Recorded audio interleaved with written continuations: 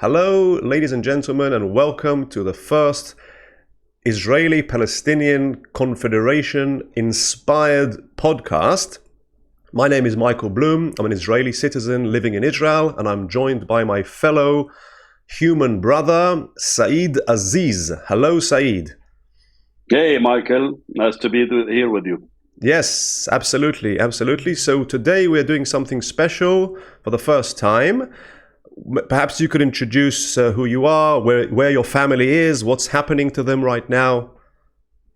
Yes, my name is Saeed Aziz. I'm from beautiful town, 16 kilometers north of Ramallah. It's called Al-Mizra al-Sharqiyya. Our nickname for my town is Miami of the West Bank. And the reason is this name came from because all my people from my hometown are immigrants to America. So I immigrated to America in 1992 after spending 2 years in the Intifada prison. So I did my duty for the first Intifada, got lucky to come here for my father gave me, the citizenship and the green card. And I came here and I've been living here since. But I do have my family who still live there, my mom, my brother, my sisters. My town is a beautiful town who employ around 500-600 people every day. We invest our money in that town. You could have every single business, every single opportunity in that town. So it is one of the most amazing towns you've ever seen in West Bank. Unbelievable. So what's happening now? What are they going through right now with the war and everything? As you see, today or this season, today is the season of the picking of the olive trees. And I live in a high mountain town. And across of the mountain, the west part of the mountain, there is another town, another part. We cross an area, a highway go from Ramallah to Nablus, and this highway separate our farms from our village. So my mom, who is a U.S. citizen and who goes there especially for the olive time, because we inherited that for hundreds of years, was stopped by the settlers to go pick up the olives. So and my aunt and my brother, so we have one part of our farms are west of the freeway from Nablus Ramallah. It's next to Ayun al-Haramiyya. And the east part, the west part, you cannot even walk to it. And if you want to cross to that area, you have to drive around 12 kilometers instead of going that 1.5 kilometer. Because of the settlers? Because of the freeway, they block all our roads, and the settlers can come out and he can pull up his guns.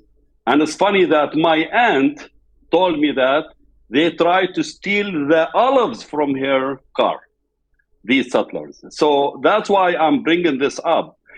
By acting this way, you are turning a lot of good Palestinians, civilians, innocent people against you. And my duty that I live in America for 32 years, and I have friends like Joseph Abbasar, and I'm part of some activity to bring the Palestinian and Jewish together, and we are helping our communities. I think the Jewish citizens of Israel have the duty to protect my family, because I'm a U.S. citizen, my mom is a U.S. citizen, we all here, and I think as equal as my mom can be free in America, she should be free in her land. Okay, so what exactly are the settlers doing? Because I understood that there was something. Your mother today cannot go to pick the olives because what are the settlers doing? Yeah, the settler normally stop there, carry their machine guns, and the military is there to protect them.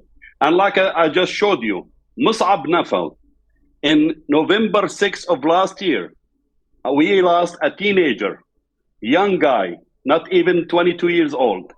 They murdered him and they injured his cousin, Nishan Nafal, in the same right area where I show you. So the settler can come, just decide to stop there. Few of them, or these guys who look weird to us, I wish they look like you, man, you look way better, and they stop with their machine guns, and the military stop next to them, and nobody can do it. He could rule that area. He could tell you what to do and start shooting in the air, and everybody just leave the farms and go home. So they haven't been down to the farms for how long now, your family? This season is gone.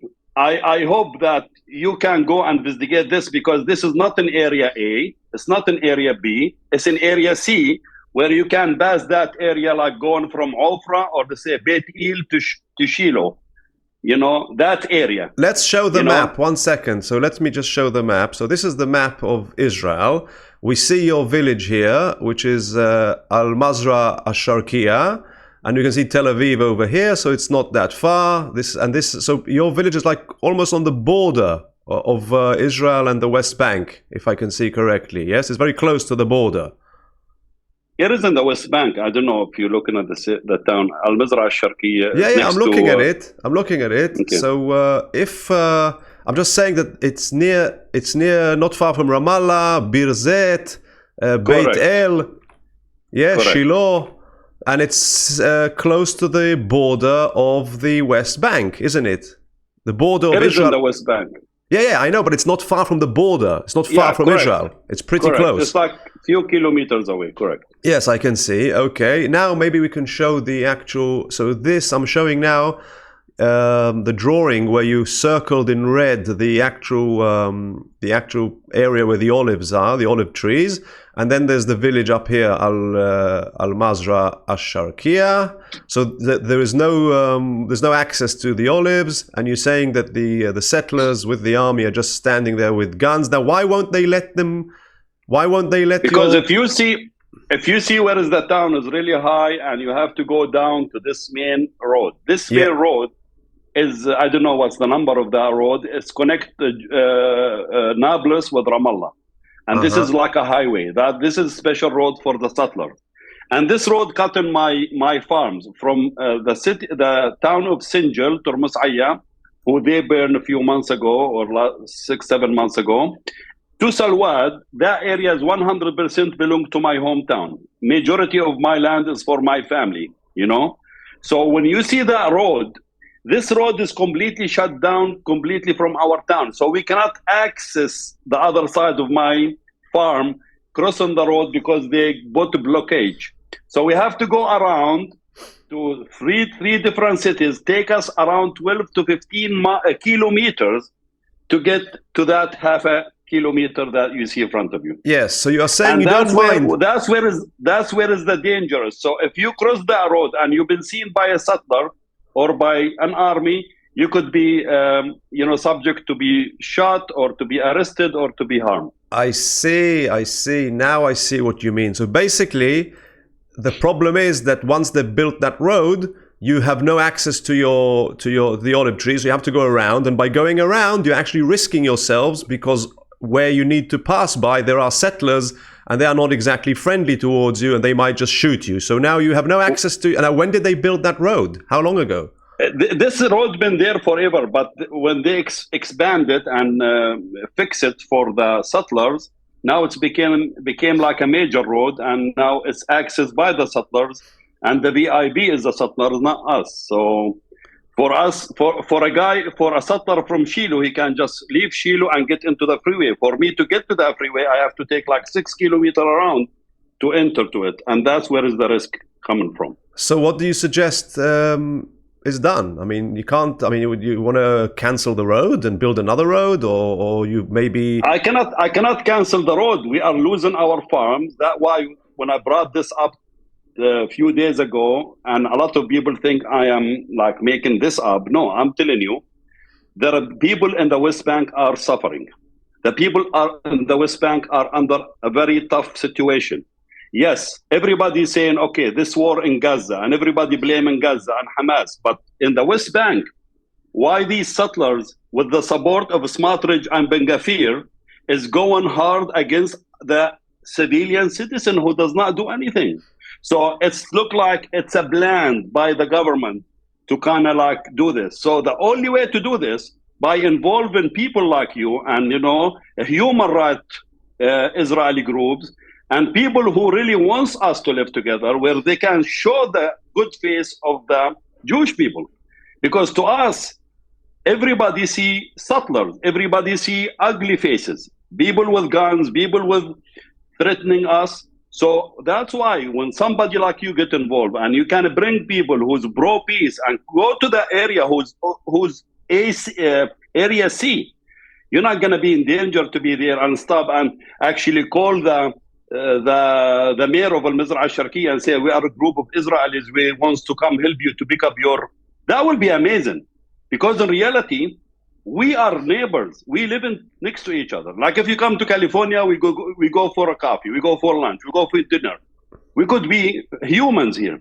Why don't you, as an Israeli who live in the West Bank or in Israel, can reach out to these villagers who've been there for hundreds of years and who wait for this olive time once a year to say, listen, I'm here for you, I'm coming to work for you and help you to pick up your trees and protect them from these settlers who's harming us. So basically, that would be amazing. Yeah, wow. So basically what you're saying is, let's say I could get together a group of, I don't know, 10, 20, 30 Israelis who are willing to do this. So we would then go to the settlers first and say, look, guys, we are now going to help our friends in that village, Asharkia, and we are going to do this. So please be very careful. We don't want any funny stuff or any seriously, we don't want any shootings or anything because you'll be shooting us. And this is what's going to happen, and you have to accept it. And then we will all drive together around the 6 kilometers to the olive trees and pick the olives and everything and come back. And obviously you will feel safe because you'll be surrounded by 20 Israelis, and the chances of the settlers shooting us is not as great as shooting you. Is zero. 100%. I see. 100%. Okay, very interesting. I mean, wow, what a challenge. So we'll have to look at how, if I could get some people to do this, I'd be glad to. And so you mentioned that kid that was shot.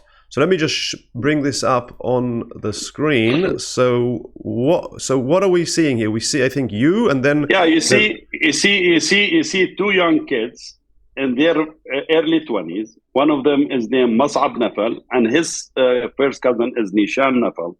They was cold-blooded, murdered. One of them is murdered, and one of them injured for doing nothing other than being in their olive trees. And that's sad because I know Mus'ab's uncle, he's my friend. I know his dad. These people never, ever got involved with any violence. These people went to Saudi Arabia, worked, they made their money, came back, invested in their town, living peacefully, tried to access their land. And for somebody just to walk and just shoot them for no reason, it's awful. Who shot them? So it is awful. Who shot them? The settlers. So the settlers literally came to the olive trees and just shot them for no reason. Yeah. And was there an investigation? You could access. What investigation you're gonna do? You could shoot a Palestinian in West Bank, and maybe you're gonna take 6 months, halfway house. They don't get this. You don't get prosecuted if you committed a crime against a Palestinian villager like you do it against your fellow citizen. I see. Okay, well, I believe. And I just want to tell you something, Michael. I am active in TikTok because I'm a pro peace. I believe, let me tell you something. Call it Palestine, call it Israel, call it, Bluetooth. I don't care. I just want to live equally with equal right, like every one of you in my homeland, from the river to the sea. When we say we want to live free from the river to the sea, that does not mean I'm here to eliminate you. And by the way, because I spent 2 years when I was young, teenager in the Intifada, the Israelis in TikTok call me a terrorist. And the other side, because I am a pro-peace and I believe in one-state solution and we all should have equal right and live together, have a family, my people call me a jasus. Which is? Jasus means cooperator with the Israelis, like I cooperate with the, So it's like even somebody who wants to breach peace in this time, he could face a lot of problems. Yeah. But we are together in America. We can do a lot of things here because the power and who can turn on the switch and turn it off is the United States of America. So we're going to work together as Palestinian and Jewish to stop this chaos and this disaster in our homeland. Amazing. Now, when you say one state solution, which includes the West Bank, Israel, and Gaza, from the river to the sea, you obviously mean including me and my family. And you don't want to throw the Jews to the sea, as some people think the Arabs want to do. You want us... Now, why would you want to have one state? Why would you want to have Jews in your own state? Because I believe, and not just, this is not, I'm lying, we never was taught to hate Jewish. We don't have a problem with Judaism. I believe the Jewish community lived their golden time in history under the Islamic or the Arab law. Nobody can change this fact. We don't have a problem with Jewish and Christianity. And by the way, I have a cousin in Akka. He is an Israeli citizen. What is the difference between that guy and me? Why don't we all be carrying the same citizenship and equal rights? If Israel ever started with the whole citizens like this and gave them equal rights, you will never see any war in Gaza or West Bank. So this is the only solution. The two-state solution is gone. We have 800,000 settlers in the West Bank today. And you know what?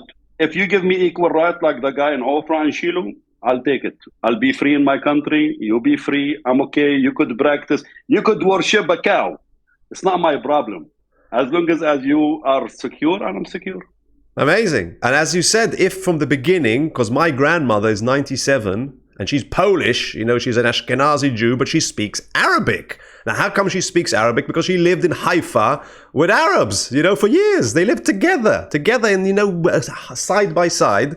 And they learned each other's languages and cultures, and everything was beautiful until, you know, the instigators of war, and I don't know, the military-industrial complex probably had something to do with it, made sure that there is conflict, and now this is what happened. So what you're saying is, if at the very beginning they left it like that, Jews would have come to Israel, Arabs that were here would have stayed here, they would have just lived together, and eventually they might have said, well, let's just declare our own country, and we would have made a country together, we would have thrived, and everything would have been perfect. And what you're saying, let's just fix that mistake and let's go back to the way it was meant to be, and let's do it without killing the Jews and without throwing the Jews to the sea. And maybe I'm hoping that maybe you also see an advantage of living with Jews, because, you know, Jews have a lot of experience and knowledge and intelligence, and you know, we could feed off each other, and we could complement each other for the benefit of all of us, and not just be only Jews or only Arabs. You know what I mean? And you know, I want to add to your things about Jewish and Islam. We have no problem. We all one faith. We all came from the same ancestry. But I tell you something: this land is amazing. This land can attract so many to come and visit it. You have 1.4 billion Muslims, 1.6 billion Christians. If we secure peace to the world, imagine how many people wants to come and visit that beautiful country. The country of Jesus, the country of all the kings of David and Solomon and everybody. So what I'm saying is, enough is enough. We both suffering. A right-wing government like Netanyahu, who I guarantee you, he's not doing this war because he's chosen. He's not doing it because of the Holy Land. What's happening right now, it's happening for the big companies and the big bucks. That's why you see the French, the Italian, the British, the German, the American, all there for the business. So enough is enough. We have to stop it. I want my kid to play with your kid. I want to be able to live free as equal. I live in America free. I want to live in my hometown free and my country free with you. Absolutely. And I think the main word, the key word is equality. And I keep hearing it from Arabs. All we want as Arabs, they say, is to be equal. We don't want to be higher than you. We don't want to be low. We just want to be exactly like you. We want to have the same citizenship, the same rights. And that's it. That's all we're asking for. And it's a pretty legitimate request. If you come and talk to people one-to-one, like me and you, I guarantee you, you will be so shocked and so surprised people is willing to live in peace with everyone else. Simple. Amazing. Our leaders is destroying everything for us. Definitely. So, Saeed Aziz, it was absolutely amazing to talk to you. And hopefully we could do more podcasts like this. And I hope that I could do something to help your family. It's a big challenge I'm going to have to think about and talk to people around me. And let's see what happens. So, Aziz, thank you very much and have a lovely day. Thank you, my friend. It's my pleasure. Thank you very much for watching and see you in the next podcast.